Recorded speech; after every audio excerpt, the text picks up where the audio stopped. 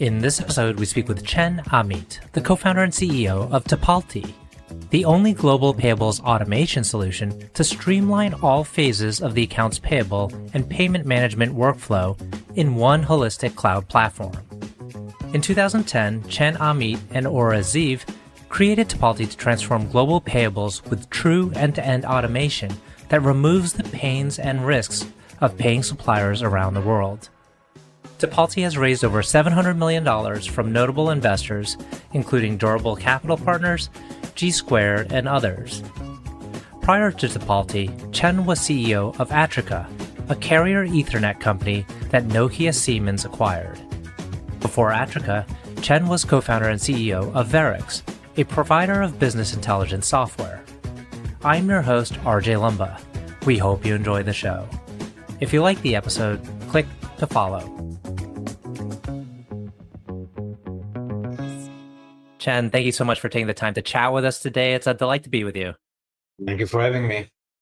So I think Tipalti is a well-known company in the fintech space, B2B segment, mid-market businesses. You generate volumes in payments, B2B payments to suppliers. Maybe for the benefit of our audience, can you give us a little bit more about the breadth of the Tipalti platform and operations? Sure. So we automate finance operations for mid-market companies, everything from managing procurement processes, managing suppliers, compliance, vetting suppliers, invoice capture, PO matching, currency management, payment execution, expense management, cards, reconciliation, just a very broad set of challenges, if you will. Anything outside of the ledger itself, the accounting process itself, is game for us. We're not doing everything yet, but we'll grow and continue and do more for the finance leaders. Payments is a crucial part of what we do in delivering the value, in getting the information right, in getting the compliance right, in extracting and allowing the reconciliation, but it's broader than payments alone. Mm-hmm. Can you give us a sense for maybe some of your marquee clients? Who are some of the big clients that you work with? Sure. Yeah. You have Amazon Twitch, Roblox, Uplovin, GoDaddy, Wix, Automatic, which is WordPress, the National Geographic, many impressive names. Excellent. And you've raised significant capital, hundreds of millions of dollars. I think you're, maybe over $700 million, and you've got notable investors like G Squared and Durable. How has it been interacting with these investors? Do they provide a lot of value beyond the financial capital? In the early days, you expect and you get value from board members and investors when you're a younger company. Today, when we're larger, yeah, they provide value, they're helpful, but you're self-reliant mostly. So yeah, first of all, several, if not many of our investors are customers of Tipalti. So we love that. And their portfolios, introduction into their portfolios always help. And then in discussions about changes in the market and public market strategies and private market strategies and all of that, that's where they add value. But from an ongoing basis, we are a strong company now and we're self-reliant and we love our investors, but yeah, we walk ourselves. There's multiple elements that make for a successful company. Sometimes it's market timing. You introduced your solution at the appropriate time with how fintech was evolving and B2B interactions. Sometimes it relates to your product is just so good that it's just better than anything offered out there, even though there are very similar solutions. Sometimes it's outspending on marketing. It's being that first mover, having the capital as a strategy. What do you attribute Tipalti's success at? So, yeah, it's really critical to understand the persona we serve, and then we can deduct how we got to be successful. So the persona we serve is the mid-market finance leader. Mid-market for us is companies between 100 employees and 1,000 employees. And if you think about the finance leader in these companies will start to have complexities that are beyond your corner coffee shop. It's maybe multiple legal entities, maybe subsidiaries, currencies, regulators, auditors, multiple approval workflows.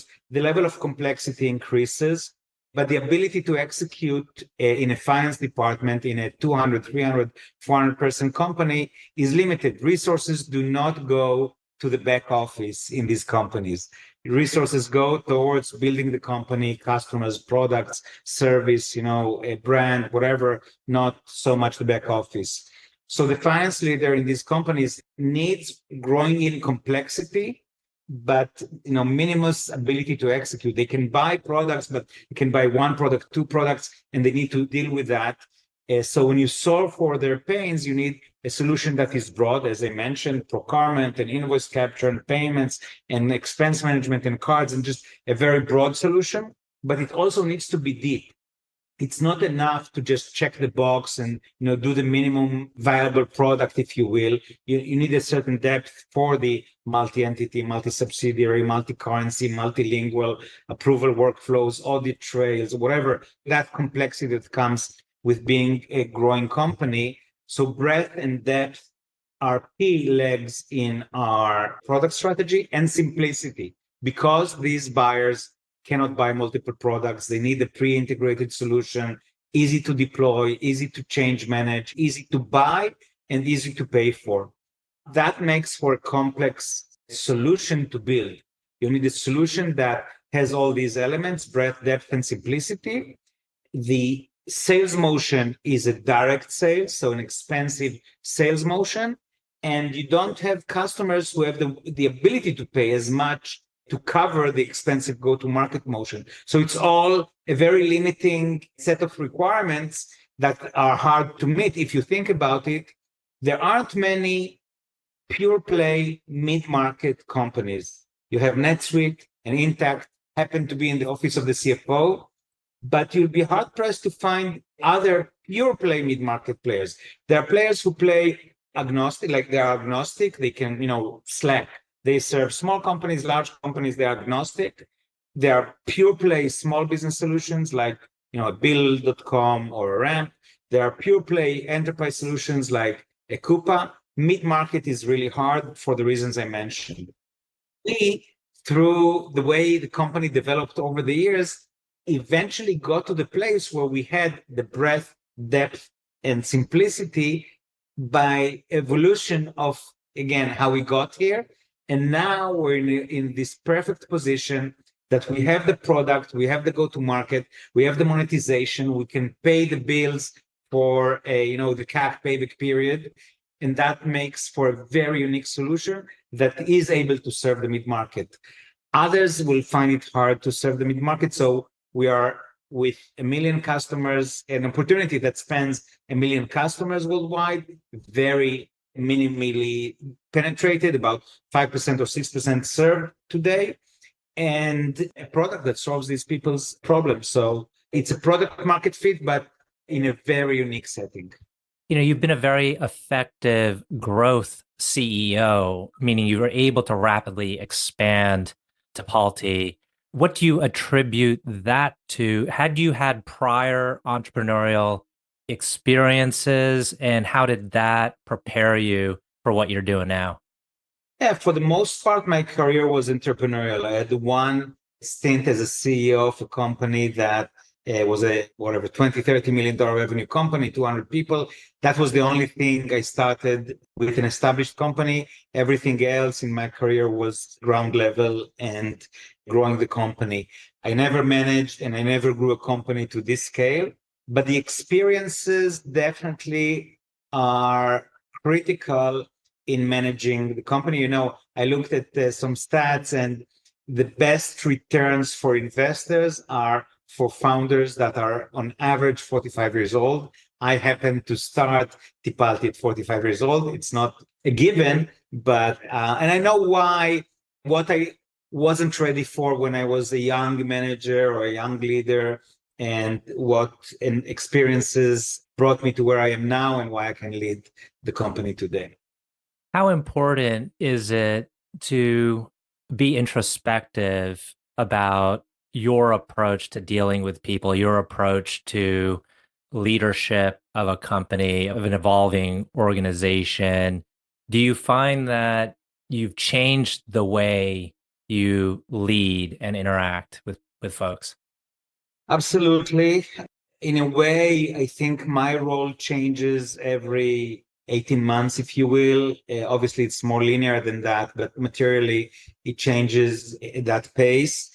And yeah, every so often I would think, okay, now that we're at this phase, what is actually my role now? Like I understood what it was a couple of years ago, but is it really the same? Because I have this great leader here who covers for what I used to do, and this great leader here who does that, and this great function here. So what's my new role now? And so, yeah, I think it's really important for me. It's important for the executive team. It's important for all managers in a high growth company to invest in themselves and to grow themselves.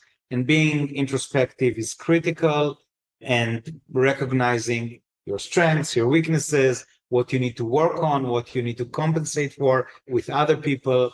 That's what makes this journey so exciting, that, yeah, I do grow, I do learn, I do invest in everyone around me and in myself to be able to serve this company well while it grows. Some might say, I've reached a certain degree of success in my life, financially, or maybe just that feeling of achievement. I've built multiple companies. What drives you? I love the journey. I enjoy the journey. Yeah, it's no longer monetary. Obviously, yeah, I'm good. I'm happy with where I am financially. So yeah, it's definitely not monetary anymore. It's extremely exciting journey. I have a wonderful team I work with. People who we've been blessed with a team that works together for many, many years. Some of my leaders have been with me for 12 years and 11 years and 10 years. Obviously, not everyone can grow and be the leader for those many years. Some reach a ceiling, and we thank them and we appreciate everything they did for us. And we find the leader that is right for that phase of growth. But for me, yeah, it's all about the journey. It's all about growing the company. I'm also a product person by heart, and Tipalti, I like to say, is the gift that keeps on giving for a product person. There's always more to do for the finance leader. There's always more to develop, yet another part of the business that we can help these finance people with. Problem solving, there's plenty of problems in a company to solve. So yeah. Fantastic. I've heard a lot about entrepreneurs and CEOs like bringing people with them, even from one organization to the next. And sometimes the journey is really about the people you're with. To what degree is it that this is a person I want to spend time with, versus, and it's probably hard to draw the line, versus this is a person that will just do this job effectively? Yeah, I care about the company too much to let my personal preferences play a role. The person needs to fit culturally. We have a very cohesive culture, very collaborative, modest, if you will, analytical, execution oriented. So the person needs to fit the culture, but we all serve this company. We all work here and they care for this wonderful asset that we've built over the years. So yeah, it's predominantly people who can build and grow and serve the company well. I've heard an interesting insight about entrepreneurship having just a series of problems to solve every day. There's a new problem that pops up. So you learn how to enjoy problem solving. Do you ever encounter problems that really frustrate you and you think, why am I still dealing with this type of problem after so many years of being an entrepreneur? I should know how to solve this. You know what? If you think about the past few years with COVID, and then, now the financial pressures, the bank collapse before that, the SVB and yet another bank, the name eludes me. Yeah, we get curveballs thrown at us at a fast pace these last few years. I'd be happy if these curveballs never happened, yes, but I also thrive on dealing with these curveballs. I maybe enjoy is the wrong term, but yeah, it's part of being a leader of a company is to help the company deal with these challenges and with these curveballs. And I think, yeah, I enjoy actually. I'd rather they didn't happen, but when they do, I enjoy dealing with them and solving them and helping the company cross those hurdles. Is there a particular challenge now that you spend most of your time thinking through? My job is kind of simpler these days because we have a clear vision, we have a clear strategy. It's all about execution. So, yeah, it's about keeping everyone rowing in the same direction. And I think we've built the processes and the rhythms that allow us to do that in a very effective way. And it's mostly about execution. We know what we need to do for our customers. We are already doing that. We know what's the next few things we want to do for our customers. We know how to reach more customers. We work on that. Maybe, I'll tell you, now that I think about it, people talk about the S curve, the fact that the market adoption follows an S curve. It doesn't always follow an S curve. So we are working hard to reach finance leaders and to educate them and to allow them to benefit from the value of a solution like Tipalti. I really want the S curve. People say fish start jumping into the boat. I really hope that we'll reach that S curve. I think we're still in the early adopter phase of this market. As I said, 5% penetration. So there's still more to do. It's exciting. We have a decade of growth ahead of us. But yeah, I think I'll enjoy the fish start jumping into the boat. Well, you clearly explained that you're in it for the journey, for building the company with a great group of people. Curious, are there other journeys, like maybe personally, that you really enjoy? These could be like hobbies or, other aspects outside business. Yeah. So I'm the chairman of a non-for-profit in Israel that also it's about the team, right? Has a phenomenal team, phenomenal leader for that non-for-profit with three core, my wife and my philanthropy purposes have three core reasons. One is closing socioeconomic gaps in Israel. Two is protecting Israeli democracy, which today we know in the last 18 months have been under some attack. And third is environmental causes. And I'm working with a phenomenal team that does really exciting stuff. So that's one part of what I do. And I do have hobbies. I'm a private pilot. To be honest, I haven't flown since COVID. Until COVID, I flew regularly every other week. I'm a poker player. So when I travel, and I travel a lot, I like to find a nice poker game to spend my evenings. I have my hobbies. Another question I had for you was advice you would give to another entrepreneur. And let's say because you're in this phase where you're in this rapid growth phase and, fairly well-established company, what would you give to the entrepreneur who's about to embark on that rapid growth, rapid scaling phase? So in that point where they have product market fit and they're about to start scaling, it's a different skill set. So what I've encountered was the people who cracked the code of go-to-market fit. How do we go to market? How do we package the product? How do we price the product? How do we message? Those people are not necessarily the people who will scale, who will be able to hire in volumes, train in volumes, motivate in volumes, compensate well or find the right compensation models in volumes, build the systems and the processes. So, as I said, some leaders reach a certain ceiling. Again, they did wonders for the company and I will always be appreciative, but you need to be smart and know when a leader hit a ceiling and replace them, when a function needs to be built. So that's one thing I would say. And the other is that once you hit product market fit and you figured that it's scale time, you need the funding for that. It's an expensive exercise. Go and fund for it. If you have the proof points, fund, put the right people in the seat, and go, go, go. Excellent. Last question is, can you tell us about a person who has had a profound influence on you? Profound, obviously, parents, my mother definitely goes without saying. I think a person in my professional life that there were two people. One of my first leaders right out of business school was really pivotal in showing me how to create a place for someone. He trusted me and he created a place for me, an environment for me to grow, and facilitated my growth in that company. As an entrepreneur, the other person that no doubt I look at and I say, okay, that's how no ceiling looks like, is Elon Musk. What he does is second to none in having no boundaries and thinking outside of this world, literally. So yeah, I always get inspired from his entrepreneurial mind. Excellent. Well, that's a good note to end on. Well, Chen, I want to thank you again for taking the time. This has been a wonderful conversation. Thank you very much.